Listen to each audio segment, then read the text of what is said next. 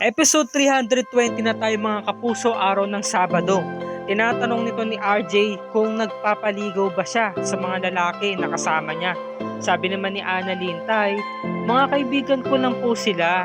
O sige po, tatawagin ko po sila. Tinawag ni Annalyn tatlo at pinalapit niya. O ito po para wala na pong tanungan. Mga kaibigan ko po sila, Tay, si Doc Lindon, si Harry, saka si Regan, kilala niyo naman po sila. Hello po, good afternoon po. Yan sabi. Sabi no. So nagtatalo talaga yung dalawa. Kasi nga sabi ni RJ, magpapaalam na raw siya. Okay ka lang ba sa mga kasama mo? Opo, Tay. Naku, pag-uuntugin ko pa yung mga ulo niya mga yan. Sabi naman ni Doc RJ, boys, hindi nagpapaligo ang anak ko. So sabi naman ni Doc Lindon, no? So narinig din naman yung sinabi ni Doc RJ, Harry and Regan. Pati na rin ikaw, Doc Lindon. Sabi ni Doc Lindon, no? Ay hindi ko po niligawan si Annalyn. Abuti naman kung gano'n. So umalis na siya. Nakatuwa to excellent to, no? Sabi daw niya, kung liligawan yung anak ko, dadaan muna kayo sa akin. Sabi ni RJ.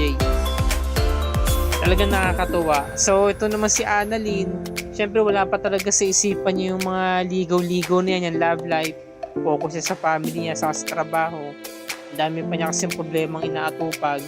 So yun, dumako na tayo dito sa mag-inang Zoe at Moira. Ito na rin yung pagkakataon para mag-take advantage siya, no, sa kalagayan na to ni RJ. Susuyuin niya. Sabi naman ni Zoe, tigilan mo na si Dad. Hayaan mo na muna siya. Napalamigin ang ulo niya. Dahil galit pa siya sa'yo. So hayaan ko na lamang yun na magkasama sila ni Lynette. Sa tingin ko kasama niya si Annalyn. Sabi naman ni Zoe, so pupunta ka ng East Ridge. Aba oo naman, pupunta talaga ako ng East Ridge. Pinigilan siya ni Zoe. Siya na raw ang bahala kay Annalyn. Tatanungin daw niya kung nasa saan ang dad niya. Samantala, eto na.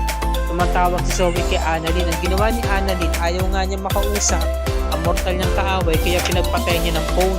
Sabi naman ni Zoe, aba talaga pinagpapatay mo na ako ng phone ngayon ha? Sino kayang kaibigan niya na maaaring kasama niya ngayon? So naisip niya si Harry. Tinawagan niya si Harry. So nagring na yung phone. Sabi naman ni Harry, sige na, umorder na kayo. Sagot ko naman sagutin ko lang tong phone call. Umalis si Harry.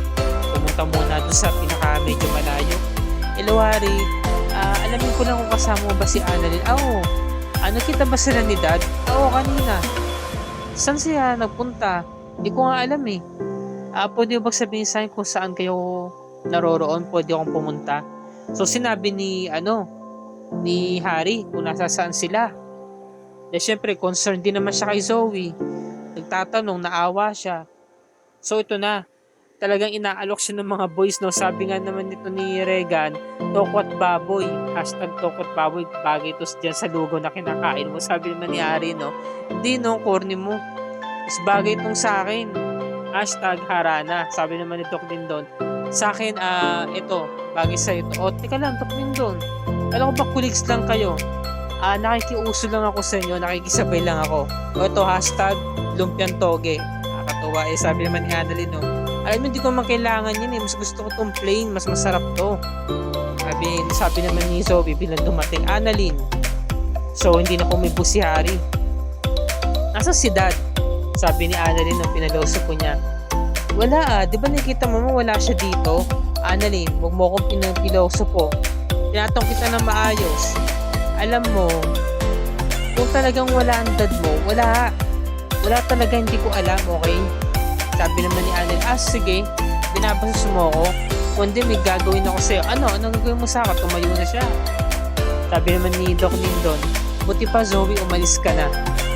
Ba't mo ko pinapalis? Siya naman yung nauna. Sabi naman ni Doc Regan, ikaw kasi susugod ka eh.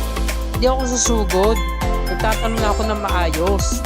Sabi naman ni Annalyn, ito, listen ko sa yung location ni tatay. Masaya ka na? Sige na, umalis ka na, sabi ni Zoe, no? Thank you. Nagmamaldita pa. So sabi naman ni Regan, alam mo wala namang makakaalam kung nasa saan tayo Wala nalaman kung meron nagsabi. Sabi ni Harry, umamin na siya. Pinaliwanag niya na naawa lang daw siya kay Zoe, kaya niya lang daw nagawa yun. Humingi naman siya ng sorry. Samantalang si RJ, mag-isa nagiinom sa bar. Naalala niya yung mga panahon na gusto niyang ligawan si Lynette. Tinutulan naman ni Annalyn. Tapos naalala niya yung mga sinabi nito ni Moira na sinusubukan siya. Hanggang sa nakita na nga siya nito ni Zoe, sabi niya, Dad, umiinom ka. Tara na, umuwi na tayo. Hinihintay ka na ni Mami. Alam mo, mabait naman si Mami. Kaya naman siya nagkakaganto dahil sa mga nangyayari. Naging selfish lang siya. Please forgive her. Sabi naman ni RJ, no? Alam mo, talagang nilamon ka na talaga ng ugali ng nanay mo eh. Ibang-iba na talaga yung mami mo. Sabi ni, ni Zoe, talaga nagmamakaawa siya. Gusto niya na talaga magkabalikan sila. Please lang, Dad, umuwi ka na sa bahay. Talagang nakumbinsi naman niya si RJ. Hanggang sa pumayag na nga siya kasi nga nagpapaawa tong Zoe. Sabi niya, kung kayo bang nasa kalagayan ni Ma'am, di ba masasaktan din kayo? Mag-selos din kayo? Hanggang sa itong si Moira, napaka-plastic. Nung nakita si RJ, niyakap. Sabi, thank God, you were here. Gawin mo, napaka-plastic, nag-aalala. Nag-aalala siya kasi napapraning siya. Nababaliw na siya. So, niyakap ng 2 beses. Nilayo siya ni RJ.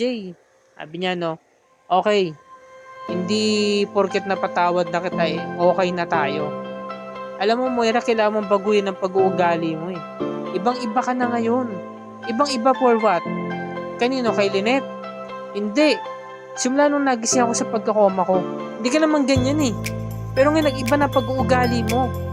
Alam mo, para kang nagsusot ng maskara. At ngayon, tinatanggal mo na. Pinapakita mo na kung ano ka talaga. Sabi naman ni Moira, RJ naman parang pinagmumukha mo kung pinaplastic ito eh. O parang ganun na nga. Gusto ko muna magpahinga. Sabi naman ni Moira, ba't ganun yun? Kala ko ba kinausap mo ni daddy mo kung nasa biyahe kayo? Sabi naman ni Zoe, Ma'am, alam mo, nagkaroon siya ng amnesia pero yung mga nakikita niya, iyon, hindi yung mababago. Sabi ko naman sa'yo, Ma'am putulin mo muna yung sungay mo. Huwag ka muna magpakamaldita.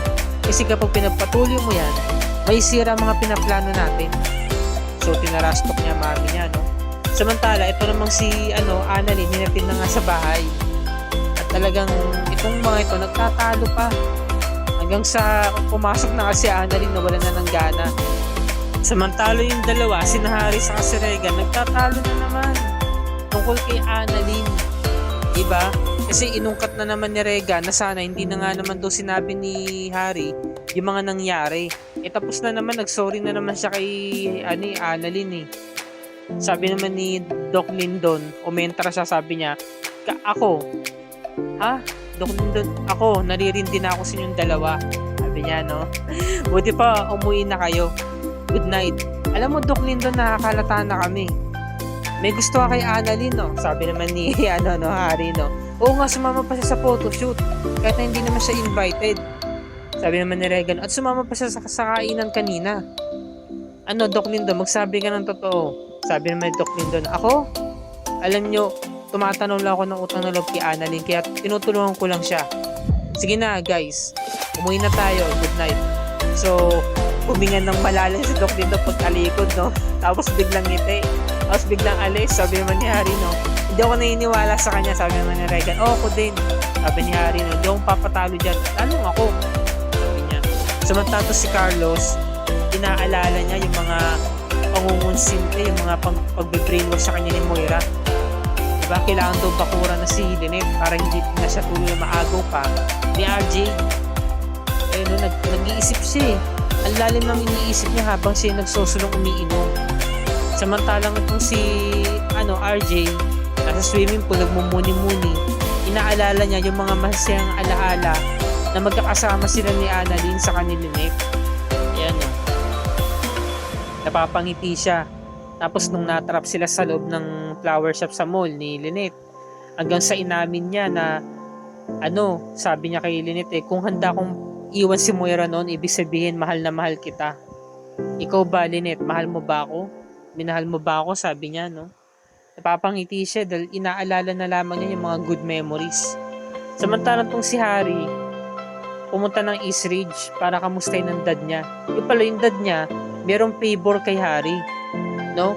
Gagamitin si Harry para kay Lynette. Kasi meron siyang pinaplano. Nakapag-isip na si Doc Benitez. Minamadali niya na yung panahon. Ayun pala, meron siyang pa-surprise na na wedding proposal kay Lynette. Binigla naman niya yung tao eh. Will you marry me? Nakalagay yung sabi niya, alam mo Lynette, napaka-special sa akin ng kwartong ito. Bigla na siyang lumuhod at inilabas yung napakagandang sing-sing. Kung makikita niyo yung sing-sing o diamond, umiilaw pa. Kumikinang talaga, sabi niyo, will you marry me? Sabi naman niya Susan, yes. At si Annalyn kinikilig. Nako, ito na yung mga dapat natin pakatutukan sa Lunes. Episode 321 na tayo mga kapuso.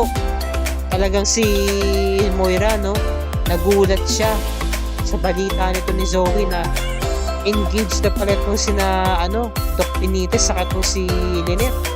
Ngayon, nagiging kontra itong si Doc Lindon kasi gusto niyang itama ang mga pagkakamali nito ni Doc Benitez na magsabi na ng katotohanan kasi yung malaman pa yung sikreto niya, yung mabunyag pa, di ba? Malaking gulo. Kaya hanggat maaga pa, ayusin niya na yung mga gulo niya. Sabi naman ni Doc Carlos, mas pinapanatili ko na lang manahimik para maging maayos ang lahat. At ngayon, merong isang lalaki yung tauhan dati ni Moira na nagbabalik. Parang nakukulangan yata sa binabayad ni Moira. At kakanta ito, isisiwalat yung mga sikreto ni Moira. Mukhang nalalapit na tayo sa mga revelation, mga kapuso. Dahil ito pang si Doc Lindon, umeentra. Lumapit siya kay Annalyn at sasabihin niya ng totoo tungkol sa mga sikretong tinatago nito ni Doc Carlos. Nako, mangyayari na kaya to mga kapuso? Ito nga pinaka-aabangan natin, matagal na. Mangyayari na kaya to? Ito yung mga dapat nating abangan sa Lunes. September 18, 2023. Episode 321 na tayo mga kapuso. Abangan natin ang mga susunod na mangyayari sa eksenang yan. At kung bago ka pa lamang sa aking channel, please like this video at i-share mo na rin ito sa iyong social media platforms. I-hit mo na rin ang subscribe button with notification bell icon para lagi ka updated sa mga episodes na abot kami na pangarap and other GMA shows tulad nito. Happy weekends mga kapuso. Maraming salamat sa iyong panonood. Happy viewing and God bless us all.